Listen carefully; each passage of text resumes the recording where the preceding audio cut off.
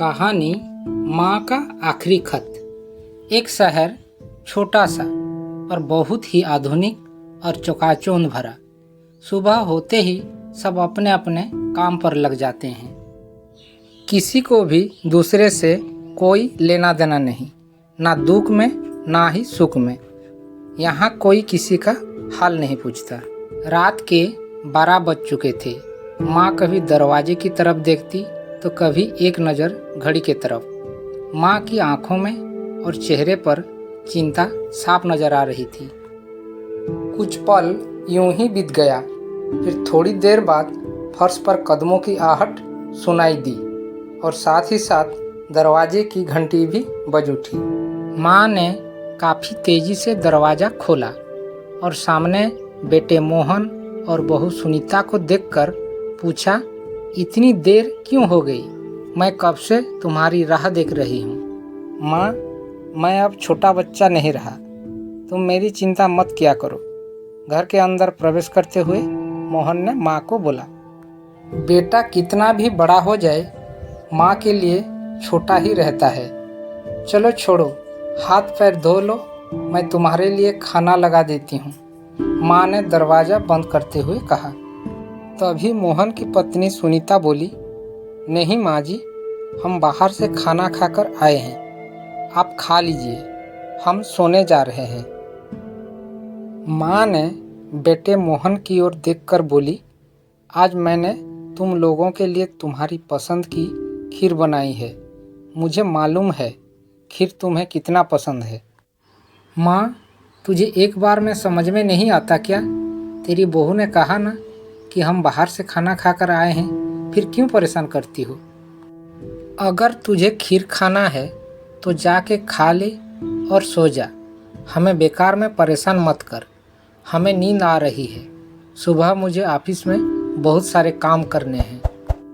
माँ अकेले कैसे खीर खा सकती थी? इस बेटे के लिए खीर बनाकर आधी रात तक राह देखती रही। वो तो सोने के लिए चला गया। बेटे के इंतजार में उसने भी कुछ नहीं खाया था। आखिर वो माँ जो थी, लिहाजा वह किचन में गई, एक गिलास पानी पिया और सोने के लिए अपने रूम में चली गई। अगली सुबह मोहन की नींद तब टूटी जब सुनीता ने चाय लेकर कमरे में आती हुई मोहन को जगाया। उसने चाय पी और ताज़ा होकर हॉल में चला गया। वहाँ मोहन ने देखा कि लैपटॉप के पास एक चिट्ठी पड़ी हुई है। उसको लगा शायद कोई पुराना होगा, क्योंकि इसके पहले कभी भी वहाँ पर चिट्ठी नहीं हुआ करती थी। तो मोहन को थोड़ा अटपटा सा लगा। उसने चिट्ठी खोलकर पढ़ना शुरू किया। प्रिय मोहन, तू सोच रहा होगा एक ही घर में रहकर भी आज तुझे चिट्ठी क्यों लिखनी पड़ी। मैं तुम्हें बोलकर भी ये बात बता सकती थी, लेकिन बेटे तेरे पास फुर्सत ही कहाँ रहता है इस बूढ़ी माँ की बात सुनने के लिए। जब तू छोटा था तब भी बिल्कुल ऐसा ही था। तुझे याद है एक बार मेरे मना करने पर भी तू अपने दोस्तों के साथ खेलने चला गया। शाम को जब घर आया तो तेरी उंगली पर आई खरोंच देखकर मैं कितनी रोई थी। खैर वो सब जाने दो। कल तुम्हारा जन्मदिन था, इसलिए मैंने खीर बनाई थी। सोचा था कम से कम आज के दिन साथ में बैठकर खाना खाएंगे। मगर मैं यह बात भूल गई थी कि मेरा बेटा अब बड़ा हो चुका है। वो तो अपने दोस्तों के साथ पार्टी करके खाना खाकर आएगा। दरअसल मेरी दवाइयाँ ख़त्म हो गई है। मैंने कुछ दिनों पहले तुझे दवाई की एक पर्ची दी थी। अगर वक्त मिले तो वह दवाई मुझे ला देना। तब मोहन को याद आया कि 4-5 दिन पहले माँ ने एक दवाई की पर्ची दी थी। उसने जाकर अपने ऑफिस बैग में उस पर्ची को ढूंढा। पर्ची को खोलकर देखा तो लिखा था, डॉक्टर साहब, हो सके तो एक ऐसी दवा देना कि मेरे बेटे के लिए मेरे दिल में जो प्यार है थोड़ा कम हो जाए और मैं उसे भुला पाऊँ। मोहन को ये एहसास हो चुका था कि बीवी, बच्चे, घर और दौलत कमाने के चक्कर में वो अपनी माँ की अनदेखी की है।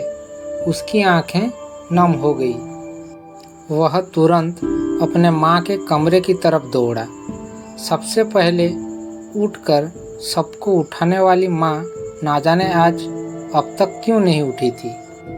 उसने माँ को उठाने की काफ़ी कोशिश की, लेकिन माँ एक ऐसी गहरी नींद में सो गई थी जहाँ से कोई कभी नहीं उठता। मानो अपने बेटे से कह रही हो, बेटे तूने ही तो मुझे सोने के लिए भेजा था, मैं तेरे बात को भला कैसे ना मानूं, तेरी माँ जो हूँ। दोस्तों, हमारी जीवन माँ बाप की देन है। भले ही हम बड़े आदमी बन जाएं, कितनी भी दौलत कमा लें, पर वो धन का क्या जब हम उन्हें खुश ना रख पाएं। माता पिता की ऋण हम कभी चुका नहीं पाएंगे, मगर उनके रहते हुए थोड़ा प्यार, थोड़ी देखभाल और बुढ़ापे में सहारा तो बन सकते हैं। तो फिर ये वृद्धाश्रम क्यों? दोस्तों, उम्मीद है आपको आज की ये कहानी अच्छी लगी होगी। अगर आज की कहानी अच्छी लगी तो प्लीज़ लाइक कीजिए, शेयर कीजिए और चैनल में नए हैं तो चैनल को सब्सक्राइब कीजिए।